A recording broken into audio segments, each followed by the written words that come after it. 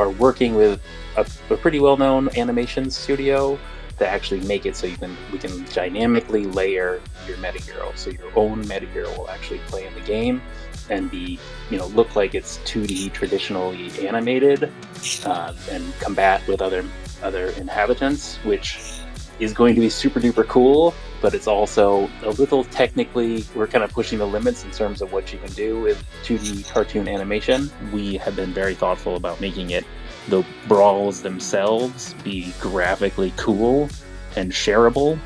So a lot of the outreach from the game should be coming from people playing the game. It's just like, whoa, I just had an awesome fight. I want to post it on Twitter.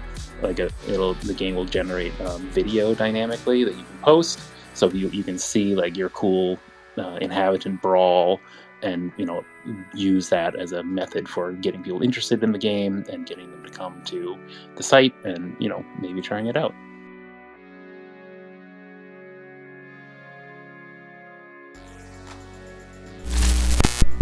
You as a community are going to get a look at that probably sooner than the brawler. So we're building a decentralized Web3 based mission system, and actually the drafting system, the training system, quests, everything are going to be rolled into that same system.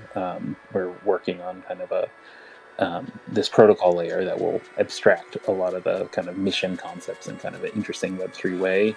The planets and the meta heroes, that's the way that you will participate, is you can lock them up for a period of time in order to get gameplay advantages or items, or influence the kind of course of like the broader community playing the brawler. Like you can actually influence how often a planet shows up, influence the teams that show up perhaps, and then further the mission mode for the meta heroes will also apply to planet holders. So planet holders will have types of missions that if they want to stake, they can lock up their planet for interesting gameplay, and also that can add benefit to the brawler.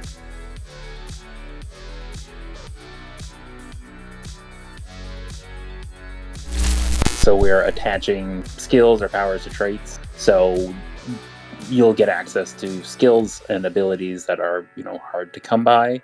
We're very conscious about the balance implications of that. Like we don't want mutants to be OP or aliens to be OP. So it'll give you more strategic, interesting options that other people might not be at other people's disposal. So you can make kind of different builds than you might encounter, which can surprise someone and give you an edge.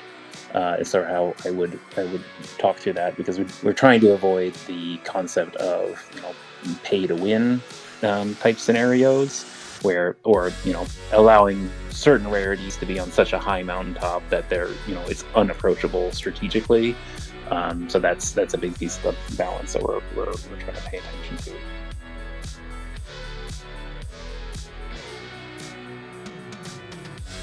So the entry price will float. Obviously, there's like some technical questions that we're trying to answer in terms of how closely we can make it float. Likely it won't be like directly pegged, but we want to try and make it the kind of entry cost relative to POW. The whole point is to bring people into the ecosystem, so we want it to be reasonable at all times. We're looking at a way to kind of automate it so it's also fair, like it's algorithmically fair. But yeah, so that's how we're thinking about that.